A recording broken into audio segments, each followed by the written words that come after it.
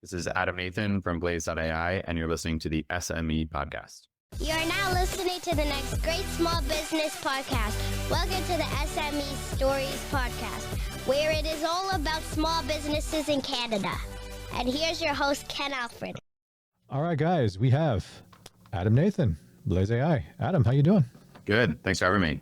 Well, thanks for being on the show. It's becoming the holiday season here right now. Here we're filming this in December, so the weather's getting a bit chilly outside, which I kind of like. But I'll be honest, we have a very mild fall here in Canada. So when we have a little bit of cold now, I'm like, all right, we're sure. How's the weather in your area? Yeah, I'm in San Francisco, where it's always 55 degrees. So. Never have to worry about that, Adam. No. That's pretty cool. So, all right. So, Adam Nathan, Blaze.ai. What's your story? Yeah, well, for some context, I live in San Francisco, but I'm originally from New York City. I come from a family of entrepreneurs. My grandfather ran an insurance company. My brother also runs a startup as a founder. And my parents run their own small business together in New York City in the outerwear market. And so I grew up around a lot of people running their own businesses and watching my parents build and expand their business was, I think, really inspirational for me and my brother. But then as we got older, we started working in startups and technology. Obviously, a lot of the economy these days happens on the internet. And my parents, to this day, still do not have a website. They don't use email to communicate with their customers. They largely operate through pen and paper. They just started using Instagram recently. And I think for years, being active for things like Thanksgiving or family holidays, and we would talk about their business. And my brother and I would say things like, oh my God, it's like so simple to start a Facebook account or to use MailChimp. Like, why don't you do it? And my parents had this hesitation, and we never understood why until I started Blaze. We now serve hundreds of thousands of users every day. And the reality is for people like my parents to grow their business on the internet, it's not that simple. People who run small businesses, even founders out there, creators, freelancers, brick and mortar store owners have to do marketing to grow their business. That's obvious. And you have to do marketing online these days if you want to reach a lot of customers. I think that's also a given. But all the folks I just mentioned are non-professional marketers by training. They don't have the skills to know how to do social media content well, or how to write engaging blog posts that rank on SEO, or how to structure email newsletters, or how to design websites. But they need to do all those things in order to grow their business. And more importantly, they don't just have, they lack both the skills, but also time. My parents and folks like them, people like me, are wearing 10 hats a day. They're paying the bills, they're talking to customers, they're designing products, they're packing boxes, and doing marketing, writing social content, post after post is a mind-numbing and time-consuming activity. And so I saw this opportunity both through my own experience and through talking to my friends who are founders or entrepreneurs or small business owners. And when AI came along, I realized that the technology presented a real opportunity to level the playing field for small teams of one, small business owners, entrepreneurs. Because what AI can help people like our customers at Blaze do is build a virtual marketing team without having to hire an expensive agency or learn all the skills yourself. Blaze creates months worth of content, social media posts, newsletters, blog posts, websites, all in your brand voice in a matter of seconds. And it can schedule and post it for you. So everything from generating the ideas to editing the content to posting and analyzing how it works can all be done by AI now versus having to do it yourself or hire someone. All right. Well, that's pretty much all, everybody. No, I'm kidding. That was a lot. That was a lot to take in there, Adam. Like, you went through a lot of stuff there that answered a bunch of questions. Tell my stories. Yeah, it answered a bunch of questions already that I was planning on asking. So about Blaze, it's funny though, because you talk about like the small business owner where they don't have a lot of time, they don't know how to do things. I can see like your parents, and I can see it like back in the day when I used to do multi-level marketing for Amway, if you can remember that, a long time ago. Yeah. And when I was telling my mom at the time, I said, hey, they're doing this thing called, you can buy stuff online, like on a website, because that's they just started this, probably like the maybe slightly mid 90s, maybe like 96, 97 or something like that, or maybe 99 or something. And my mom's like, oh, why would I buy clothes online? There's no way. I can't try it. I can't do it. Now, pretty much a lot of people buy their clothes online for a lot of parts. So it's funny when you think about that, and then thinking of people trying to like do their social media stuff. And I can see myself right now. I could try to record something. I look at my daughter. I'm like, did I do a TikTok? And she'll just stare at me blindly. She's like, yeah, no. So you said Blaze is able to do a lot of different things. Now, I know we kind of highly went over there, but you're telling me, so walk it through the business case of a small business owner who's whatever product or service. So I record a video, and then what can I do with Blaze? Like you said, it can take it, put a post on social media, edit it. I'm like, wow, that's like, I as right now, I'm thinking that's like 5 or 6 maybe potential different apps that today's business owner would have to use or hire people to do. Yeah, so I can quickly run through a lot of as much of the features as I can.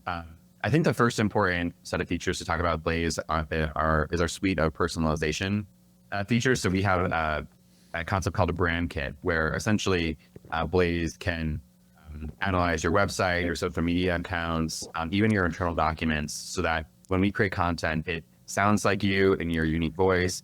It looks like you if it's visual content based on stuff you posted before.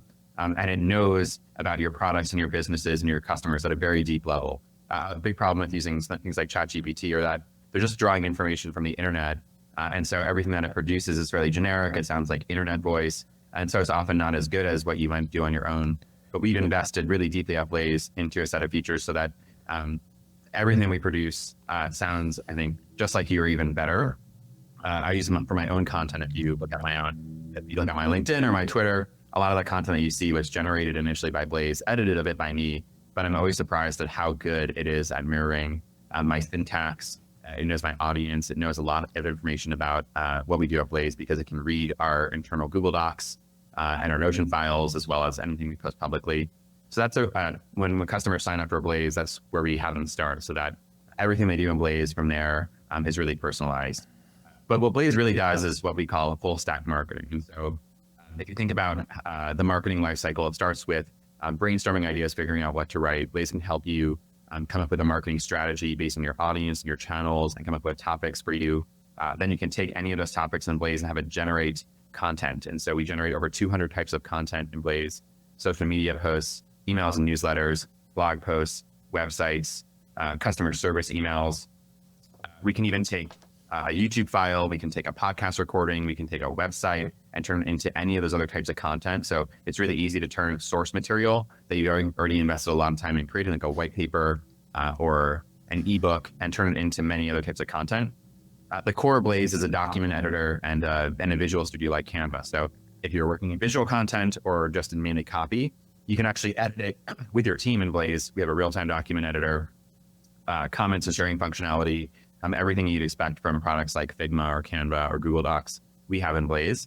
And then Blaze is also a CMS, so you can schedule and post all that content right from in Blaze with accounts you can integrate across Facebook, Instagram, YouTube, TikTok, LinkedIn, Twitter, your WordPress or your CMS. And then we can analyze all that content for you. So we show how it's performing. And then what makes this not just a process, but a life cycle is we can see the content that is working best for you, and then have Blaze generate even more content like that. So we can take your winners and use them to amplify your impact and your growth, and ultimately lead to more sales for you. And so ultimately what we care about is the time that we're saving for you, but more importantly, how much more revenue is this content helping you generate? Well, I think what's really cool about it is that even if you're, let's say, a part-time business owner, let's say you have a full-time job, Blaze could be a potential solution for you, because if the only time you have to work is literally after dinner till like 10 or 11 o'clock at night, you only have that much time. But if you still have to try to run a family, be a great spouse and everything, so maybe that is potentially a solution that you could look to. Because right now I have a team of myself, and I have my social media manager and my editor for this stuff, and it would be great if potentially we could work with Blaze and figure out, okay, what can we do to free up some of her time so she can really focus on other things of how to grow it and stuff. And all I gotta do is just show up and talk, right? That's pretty cool idea right there. So interesting. So what inspired, well, out of all the industries to get into, what was it about AI that kind of drew you to it? Well, I think this is for the entrepreneurs on the call. I think we're a venture-backed startup. We're in the business of growing fast. That's what makes the startup a startup, is that you can achieve high growth. And to find it's really hard to find markets that are primed for a huge growth opportunity of the kind that we need. It's there are many good businesses out there. Not all businesses need venture capital. Venture capital, I think, is like jet fuel. You wouldn't put jet fuel in your car. There's lots more cars in the world than there are planes. But if you want to build a plane, you need to find essentially a market that can absorb that kind of capital and turn it into growth really fast. And that kind of growth is often caused by either a new technology, a new consumer or cultural behavior, or new regulations or economic structures. And, in the case of AI, it's really all three of those things. And so I think the advent of AI, to anyone who's, in the industry, who's been working in technology, is as significant a development as the mobile phone or the internet or the personal computer. It really has the potential to change a lot. And, we saw obviously that with generative AI, we can help. The first use cases are around generating text, and now things like image and video, which we also do in Blaze. And when we started playing with these tools and incorporating them into our product and showing them to customers, we realized that when we showed them to big enterprise companies, large companies, they're kind of skeptical. I think they still are skeptical about AI. There's a lot of privacy and security concerns. But when we showed our product Blaze to small businesses, to entrepreneurs, to freelancers, to creatives, they were like, when can we get our hands on this thing? Like, we need this right now. Because they, creative marketing is a nice to have. Another marketing tool is a nice to have for a big company with lots of professional marketers. It's a must have if you're in a position like you or me, where you're doing everything on your own. You already don't have enough time in the day. And if there's something that can actually help accelerate your growth, and ultimately businesses need to grow, they need to make money. Marketing is not a nice to have. It is a must have function in your company. Something like Blaze can be a game changer. And so we saw this strong demand from these verticals that I think are underserved. There's just not enough tools out there, not enough good tools often for people who aren't technical. And so we saw this big opportunity in the market, and we've been growing. We launched the product a year ago, about this week. And within Congratulations. Within 18, we're on track to be at $10 million in revenue in 18 months. And so we've gone from, I think, we've seen incredible growth in response from the market based on, I think, this huge opportunity we uncovered. Well, yeah. I mean, I think the challenge, obviously, with we're trying to pitch it to sometimes bigger companies, is that they have their own information security departments, cyber departments, and actual marketing people. They'll be like, oh, am I going to lose my job if we decide to invest in this solution, right? And then, like you said, all the privacy issues, because then, all right, what's the point of them? Because now sometimes AI is going to have to have access to certain documents or certain systems, and do you want that to happen? And it can get very convoluted once it gets to that big company. But like you said, the small ones, I always say that if you're a big company and you're negotiating with a smaller company, which one can change quicker? Most likely the smaller one, right? And when I used to negotiate for bigger companies, I say, okay, if I'm representing the big company, we're basically a cruise liner, and you might be a speedboat. You know how long it takes for a cruise liner to actually turn? A long time. Yeah. So that's why I always try to level set the expectation that if we're doing something like that, it might take a lot longer. So it's really cool that you have a solution there. So you said you're based in San Francisco right now. So how big is your current team? We're about 20 people. So we're, I'd say the wrong way to measure a startup success is to ask how many people they employ. I think they're right. The things that we care about are the number of customers we serve, the amount of money that we're making, and of course the impact that we're generating for customers, and hours saved and sales raised. But yeah, we have a very small, high-performing team relative to the scale of our business, which is really cool. Everyone here is incredibly competent and good at what they do, and it's pretty amazing that a team of 10 engineers has built this massive product that's now used by hundreds of thousands of people every day. Oh, that's really cool. And I always ask the size, just because I know for some, especially the new people that are really considering jumping into a business, and some these people are they solopreneurs? Do they have a small team, big teams? That's usually like to gauge, so that understands the user, so they know exactly what's happening there. So that's pretty cool. A lot of people on our team we say we serve teams of one with Blaze, and everyone on our team is actually a team of one. We have one person managing all of our paid acquisition. We have one person managing all of our organic content, one person managing all of our customer communications, and so everybody is acting in a way as an entrepreneur, including me. I do all my own social media content. And of course, I use Blaze to help me out, because I don't have enough hours in the day to generate. I'd be surprised, Adam, if you didn't. Like, I see you pushing your own product, but I still do my old stuff all by myself. I'd be like, wow. Interesting, right? So it's nice that you're reaping the benefits of your product, which is pretty cool. So let's talk about expenses. When you first started this thing, what was the biggest expense driver that started when you really started Blaze? As a company, Yeah. and it continues to be people. I'd say we spend probably 2/3 of our budget every month. 2/3 of it goes to headcount, like salary, costs, and benefits.